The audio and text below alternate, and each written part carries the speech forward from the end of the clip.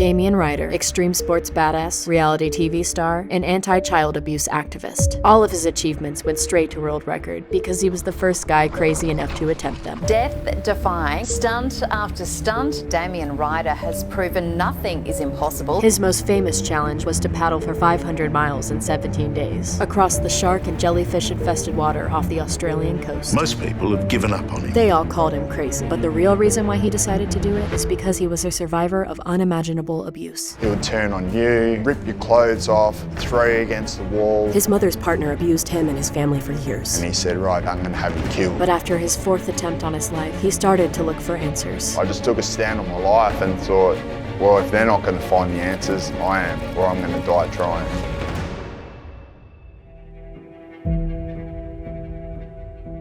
You know, sometimes I'd be laying in bed and I'd hear thuds and screams, and smashing of plates and smashing of glasses. The whole kitchen and lounge room would be just covered in blood all over the walls. My mum would be split open. Her boyfriend forced himself upon her, and he knew he was next. He would turn on you, smack you, throw you, rip your clothes off, throw you against the wall. And then when the police did come, he would just beat them up anyway on the front lawn. They go away and I'm like, I'm a little kid, you've got guns, you've got batons, and you can't do anything. How do you think I feel? I had nowhere to go, it felt like, because I wasn't safe at home. So again, when I could get out naked, I'd run down to the beach, find like a rock cave just to sit in, but because the rocks were so cold, it was kind of like they were burning my skin. But I'd just sit there and shake and shiver uncontrollably, but still have to try and calm myself down. So I remember I would just listen to the ocean just lapping up on the shore and just try and breathe. If I was breathing heavier, then it would warm my body up. So I would just listen to the ocean and just breathe as heavy as I can until I calm myself down enough that I'd just go to sleep. And then I'd have to get up in the morning and I would just find someone's clothesline and get clothes off just to keep out of the house and keep alive. And most people would think, this is it. This is where the trauma comes from. But the truth is, there was no respite. There was no single moment. And like this is, you know, nearly every night, nearly every second night for years, this went on. 10 years later, Damien ran away from home and decided that he would find his real father. My mum only gave me like a first name, Nick. That's all she gave me. And I was like, oh no, I remember going into this like delicatessen when I was 2 years old and my mum saying Nick to the guy behind the counter. And I walked in and I said, oh, is there a guy Nick here? And she goes, that's him in there. And I said, are you Nick? I'm Damien. I think I'm his son. And he just told me about all the people he'd bashed, all the money he'd made, all the people he'd killed and all this stuff, like just the fucking dirtbag really, but thought he was like this some mafia boss dude. And I said, I just want to tell you, you're the weakest person I've ever met in my life. And he said, right, I'm gonna have you killed. I said, all right. I'll be sitting at Margaret River pub, sitting at the end of the bar. You bring whoever you want, I'll be waiting there. And I sat there, drank beer all night. And but I woke up, I was alive, and I called him and I said, I'm still alive, so I told you you're weak. With no one else to turn out to, the demons of his past became too much for him to carry. The demons are the voices in your head. That's what people look at PTSD as. But it's when the negative voices take over your whole life. That's what I refer to as the demons. I could feel my life was going down and I was really hitting a super low point in my life. And then for me, it made sense to end my life. So no one had to worry about it, no one had to think about it for me. This was his fourth and final attempt on his life, and in a split second, his fate was sealed. Luckily, I was saved about 3 seconds beforehand, before the lights were out.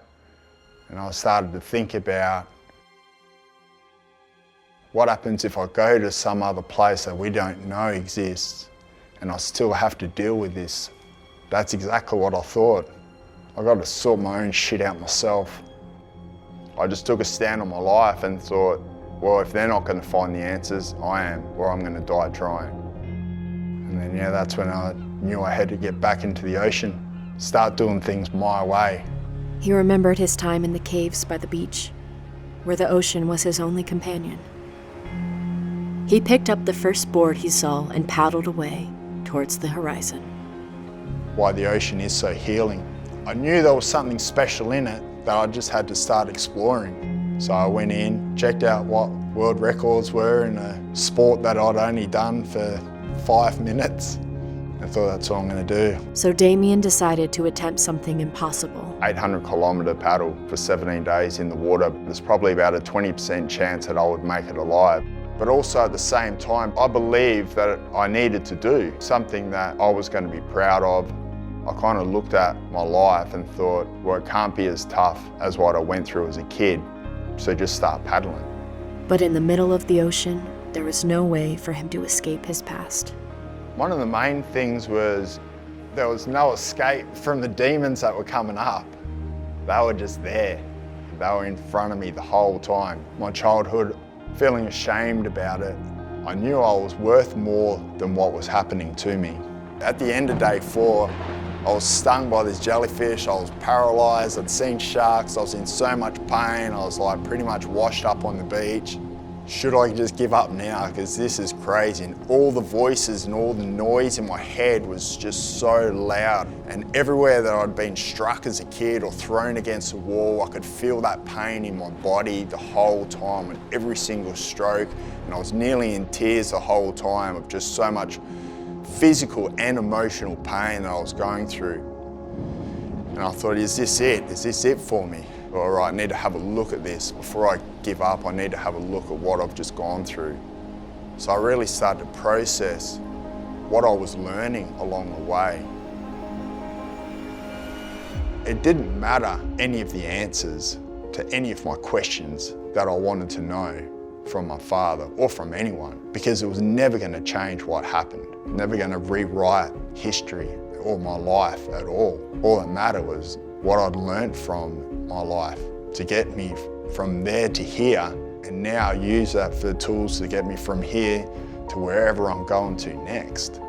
This wave of emotion led him to feel something he had never felt before. It was acceptance. It freed me. I woke up in the morning, there was no pain whatsoever. There was no noises in my head. I was listening to the ocean and I started to look for the demons of my past, and I couldn't even find them. I was still going in the same direction, it was still the same goal, but the narrative had changed. I was no longer willing to die for what I believed in. I was now living for what I knew was right. I wasn't the only one who was facing child abuse.